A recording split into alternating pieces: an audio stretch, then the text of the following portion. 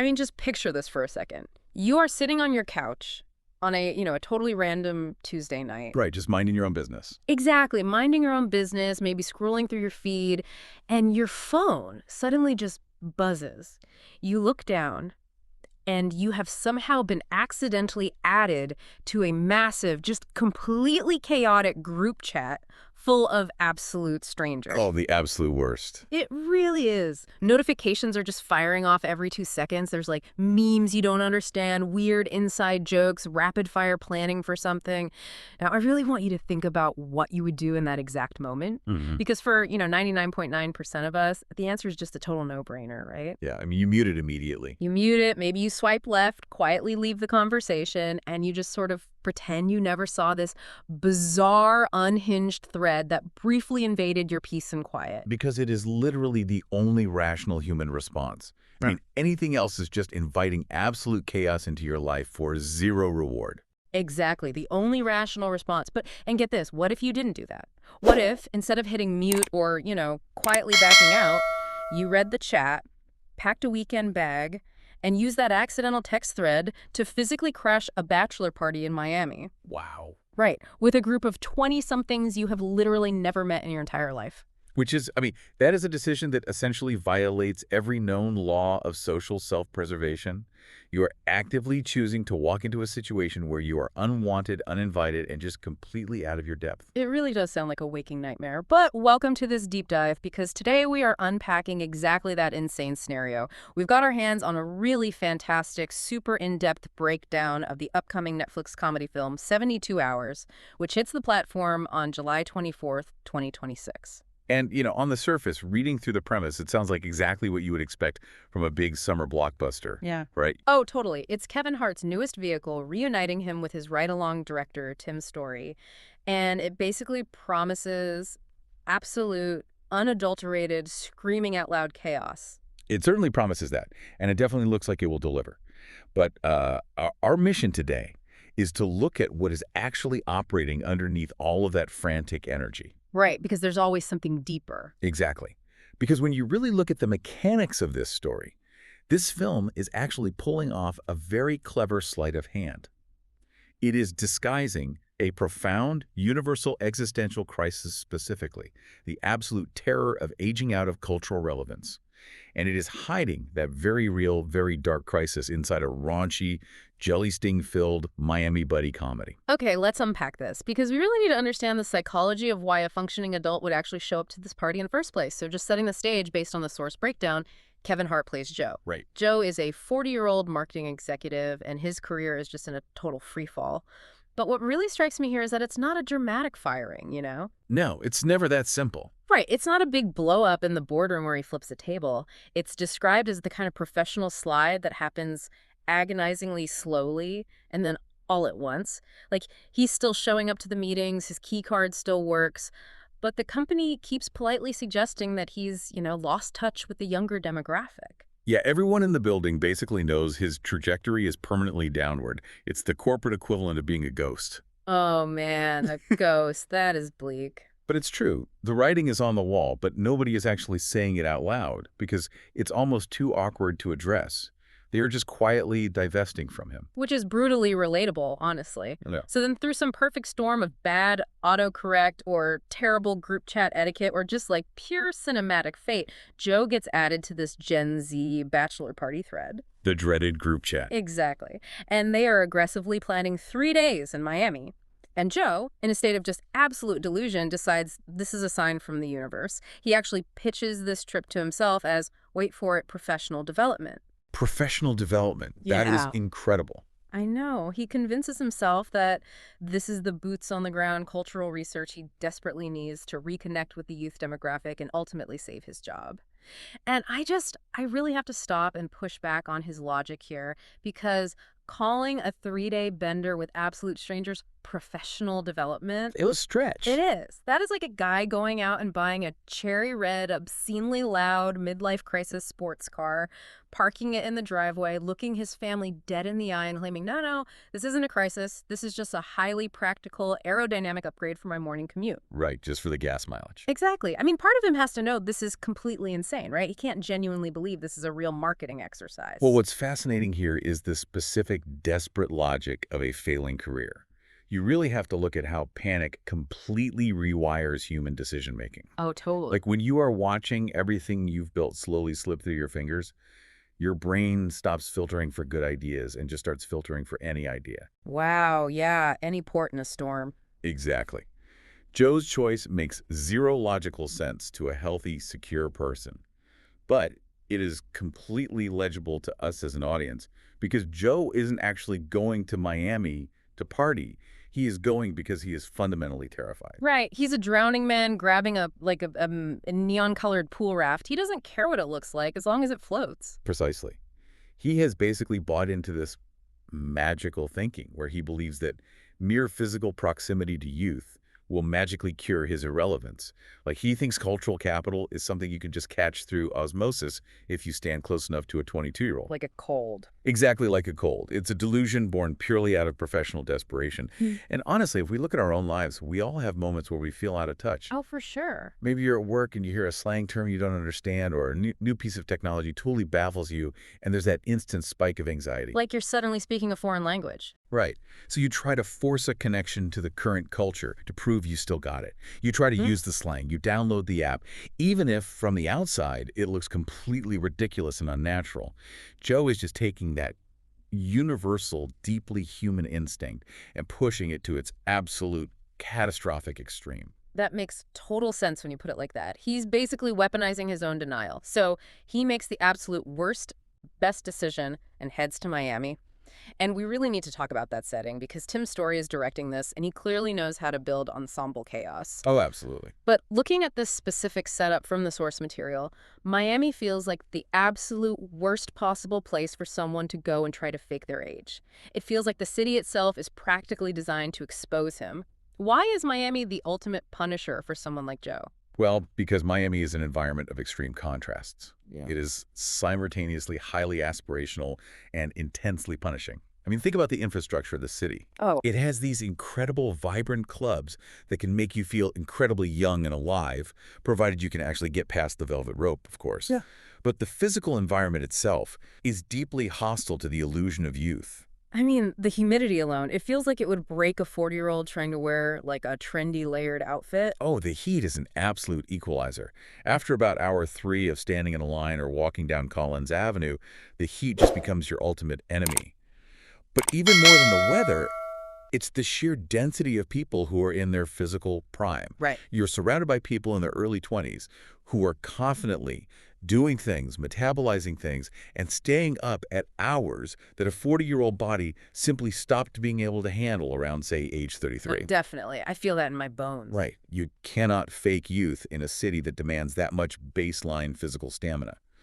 The contrast between Joe and the city itself will immediately expose him. And if the city doesn't expose him, the people certainly will. Because instead of just a random assortment of background characters, the script surrounds Joe with this incredibly specific ensemble of Gen Z guys. And what I really love about how this is structured is that they don't even feel like a friend group to Joe. They operate more like a unified immune system that is actively trying to reject a foreign pathogen. That's a great way to put it. Yeah, so you've got guys like Nick, who is essentially the social engine of the trip. He's pure, unadulterated metabolic energy. His entire function in this ecosystem is to say yes to things before Joe can even form the word no. Nick is the accelerator. Yes. He is the one actively dragging Joe into the deep end of these unsurvivable situations. Right, and Joe's brakes are completely shot. Nick basically represents the relentless forward momentum of youth that Joe is desperately trying to catch up to. But it's moving at a speed that is literally going to tear Joe apart. Exactly. And then you have Mason, who is the actual groom. Now, this dynamic is hilarious to me because Joe is crashing a major life event for a guy who does not even know Joe exists. So awkward. It's this beautiful mutual confusion.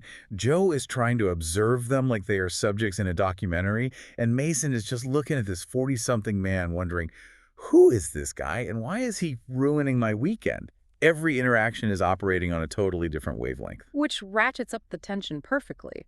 Joe thinks he's blending in as a peer, but the younger guys are looking at him as the strange, inexplicable artifact that's somehow just wandered into their party. Right. And rounding out that ecosystem, you have the rest of the peanut gallery, these guys who just exude this younger energy and are completely unsympathetic to Joe's struggles. Mhm. But here's where it gets really interesting. Joe touches down in Miami and immediately starts performing. Right, the act begins. He's putting on this exhausted, hyper-energized version of himself, acting 15 years younger. And the Gen Z guys, they don't buy it for a single second. They instantly see right through the facade. They clock it immediately. And that is a crucial point, actually. They aren't fooled because they aren't carrying the same social baggage that Joe is. What do you mean? Well, they aren't trying to decipher his corporate title or respect his seniority. They just see a tired older guy trying way too hard to use words he clearly doesn't understand. Which leads right into the absolute physical and social breakdown of Joe. The plot breakdown lists this escalating series of disasters, and it is relentless. Yeah. Joe doesn't know the songs at the club. He misses every cultural reference. He drinks things he absolutely shouldn't be drinking at a pace he cannot physically sustain. Total disaster. There's drug taking. There's a catastrophic mishap on a luxury yacht, run-ins with the law. And my absolute favorite detail, a jellyfish sting that swells Joe's face up into what the movie actually calls cauliflower face. That cauliflower face is brilliant because it is the literal physical manifestation of his body rejecting this entire experience. Right. His mind is frantically trying to maintain this illusion of youth, but his physical form is literally swelling up, mutating, and rebelling against his choices. It's his biology waving a white flag. His brain is screaming, I am 25 and I love this EDM track. And his internal organs are screaming, we are 40 years old, please. For the love of everything, let us go back to the hotel and go to sleep. Exactly. And all of this physical tension, this swelling and exhaustion, finally collides with the social tension in one pivotal scene. The roast battle. This is the moment the Gen Z guys finally stop just staring at him and actively turn on him. And one of them delivers this absolutely brutal line. They look at Joe right in his swollen face and say, you're like an unsuccessful swinger. Ouch. I mean, that is a surgical strike. I mean, it's completely devastating. And Joe takes it so personally. When I read that description, it honestly felt less like a comedy roast and much more like an accidental alcohol-fueled intervention. Oh, for sure. Like they cornered him in a neon-lit room and just diagnosed his entire soul in 4 words. Well, we connect this to the bigger picture. That roast is arguably the most important moment in the narrative. Yeah. Because we have to ask. Yeah. Why does that specific line destroy Joe so completely? Because it's true. Exactly. It hurts because it is 100% accurate. Think about the analogy. An unsuccessful swinger is someone trying desperately, awkwardly, to participate in a lifestyle they clearly do not belong in and failing miserably at it. It highlights the desperation. But the genius of the writing here is that the younger generation isn't actually saying this to be deeply malicious. Okay, wait, I have to stop you there and push back on that. Calling a guy an unsuccessful swinger when he's already down, that is intentional, targeted cruelty. How can you say they aren't being malicious? It feels incredibly mean. It is intensely blunt, absolutely. But there is a difference between bluntness and malice. Malice implies they actively want to destroy him. Bluntness just means they have zero incentive to coddle him. Okay, I see what you're saying. Think about the contrast with his daily life. In Joe's corporate world, everyone is constantly tiptoeing around his irrelevance. They politely nod in the marketing meetings. They smile in the break room, all while secretly knowing his career is totally dead. Right, the polite corporate lies. The corporate world is polite, but it's deadly. These 20-somethings, they don't work for Joe. They don't need a promotion from him. They simply don't care enough about his feelings to soften the truth. Wow, yeah. Joe has spent months surrounded by polite lies. He actually needed the unfiltered, honest cruelty of strangers who owe him nothing to finally shatter this exhausting performance he's been putting on. Wow, okay. That is a huge distinction. He needed people who weren't on his payroll to finally hold up a mirror. He needed the blunt force trauma of truth. But, you know, just when you think this is purely a psychological comedy about generational gaps and hurt feelings, the plot takes a massive left turn into high-stakes, life-threatening chaos. Because of course it does. Right. The writers behind this are the team that did Harold and Kumar Go to White Castle, and they clearly know how to layer a buddy comedy with just escalating madness. They really are absolute masters of taking a simple, awkward social premise, like wanting a specific fast food burger, or crashing a party and dialing the external stakes up until the characters are literally fighting for their lives.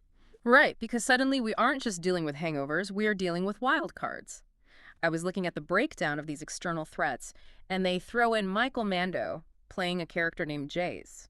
Now, if you know his work as Nacho in Better Call Saul, you know he has this incredible gift for playing men who are completely still yet pulse with this terrifying, quiet threat. Oh, he's brilliant at that. He really is. He isn't there for slapstick. When he shows up, the vibe shifts and everything gets tangibly dangerous. Which is a brilliant structural contrast to Kevin Hart. I mean, Hart's entire comedic persona is built on kinetic energy, rapid-fire dialogue, Yeah, and highly visible panic, right? totally. He's always moving. He fills the space with noise. Yeah. Putting a vibrating, anxious character like Joe up against a cartel-level threat who is utterly silent and still creates an incredible dynamic tension. Joe is frantically trying to talk his way out of situations, and Jay's is just an immovable brick wall. It's like a chihuahua barking at a thunderstorm. That is exactly what it is. And then, as if a silent gangster isn't enough, we have a whole parallel subplot introduced featuring Tiana Taylor and Andy Garcia, bringing this massive, authoritative, older generation energy that seemingly mirrors Joe's own struggles. But I have to ask you, and this is where I get a little skeptical of the structure. We've got Gen Z roasts, jellyfish stings, silent gangsters, cartel threats, and a whole parallel storyline with Andy Garcia. That's a lot. Doesn't this run the risk of massively overcrowding the narrative? I mean, you're throwing a silent cartel guy and a cinematic legend into a frat party. Is it just too much movie for a 72-hour timeline? It's a very valid question, and on paper, it definitely looks like a recipe for a bloated script. But I would argue that this deliberate overcrowding is exactly what gives the film its texture. Really? Yeah, it elevates it from being just a simple, two-dimensional Kevin Hart versus Gen Z sketch. Yeah. What the writers are doing here is building a structurally sound escalation that perfectly mirrors the protagonist's psychology. Okay, explain that a bit more. Well, think deeply about Joe's internal state at the beginning of the movie. He is slowly losing control over his career, his status, and his very identity, right? Right, his entire life is slipping through his fingers, and he can't stop it. Exactly. So the narrative structure itself has to mirror that internal reality. The writers force him to lose literal control over his physical safety and his surroundings. Ah, I see. The arrival of gangsters, the complex subplots, the escalating violence, it all means the world is spinning wildly out of his grasp. The chaotic plot mechanics aren't just there for laughs. They are a direct externalization of his internal midlife crisis. The movie is having a breakdown at the exact same time Joe is having a breakdown. Okay, that completely reframes it for me. The chaos actually has a thematic purpose. The bloat is the point, because midlife crises are inherently overwhelming and bloated. So what does this all mean? Like, we strip away the cauliflower faces, the yacht explosions, the silent gangsters. What is the true philosophical core of this movie? This raises an incredibly important question about how we define our own worth in a fast-moving world, because the narrative makes a very clear distinction. This movie isn't just about the fear of getting old. Right. Getting older is just a biological reality. It happens to everyone. The movie is about the specific, haunting terror of becoming irrelevant. It's that sinking, hollow realization that the culture is moving forward, the frequency of the world has changed, and you didn't even notice until you were already miles behind. It's like everyone else in the world got a mandatory update patch for reality, and you are still running the old software wondering why none of the buttons work anymore. That is a perfect metaphor. Mm-hmm. You are clicking the same buttons that used to bring you success and validation, and suddenly the system isn't responding. And that feeling of software obsolescence is deeply, profoundly universal. It really is. It truly does not matter if you, listening to this deep dive right now, are 25, 40, or 60 years old. At some point, we all experience that cold dread of being left out of something we once felt we entirely belonged to. We all fear that we no longer speak the language of the cultural moment. And Joe thought he could just fix that. Exactly. Joe went to Miami because he thought he could capture that lightning in a bottle and drag it back to his marketing firm. He genuinely thought a weekend with Gen Z would restore his software, update his systems, and give him his relevance back. But the reality is the weekend didn't save his career. The cultural research was a total bust. No, it didn't save his career, and it wasn't supposed to. Yeah. But it gave him something significantly more valuable: What's that? He walked away with a profound realization that the bone-deep exhaustion of his life wasn't because he was failing at his job. The exhaustion was coming from the constant, never-ending pretending. The weekend didn't save his job, but by forcing him to look at himself through the unforgiving, indifferent eyes of people who didn't care about his corporate status, it saved his authenticity.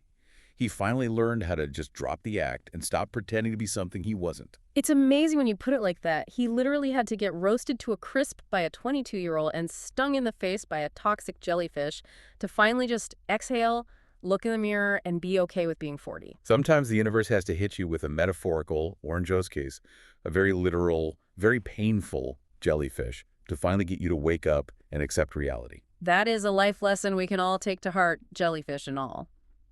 So to wrap up our deep dive today, remember that 72 Hours hits Netflix globally on July 24th, 2026. Based on everything we've unpacked, it sounds like the absolute perfect movie to throw on with your own friends. Ideally in a group chat that you were actually intentionally invited to from the start. It is always a best practice to actually know the names of the people you are vacationing with. Highly recommended for your personal safety. Oh, for sure. It really cuts down on the cartel encounters. Mm-hmm. But before we go, I want to leave you with one final thought to mull over, building on the sheer absurdity of how Joe's journey started today. Right. Think about how much of our modern lives, our careers, and our relationships are dictated by pure, unfiltered digital serendipity. The inciting incident of this movie isn't some grand, sweeping act of fate orchestrated by the cosmos. It is a single mistaken tap on a smartphone screen. Yeah, just one slip of the finger. An unmuted group chat, an accidental swipe on a dating app, a wrong number texted in a rush. These microscopic digital errors, these tiny misfires of code, can literally alter the entire trajectory of your life. They can pull you out of your carefully curated comfort zone and force you to confront hard truths that you have been successfully hiding from for years. It really makes you stop and wonder. Wait, no, it makes you wonder, in an increasingly connected world, are we all just one bad autocorrect away from our own ultimate reckoning? It is a terrifying and yet strangely thrilling thought. The universe works in very mysterious, very digital ways. It really does. Yeah. So if your phone buzzes today with a bunch of numbers you don't recognize, maybe just mute the chat. Protect your peace. Unless, of course, you're Kevin Hart, in which case, pack your bags and go to Miami. You'll figure it out eventually. Thanks for joining us on this deep dive.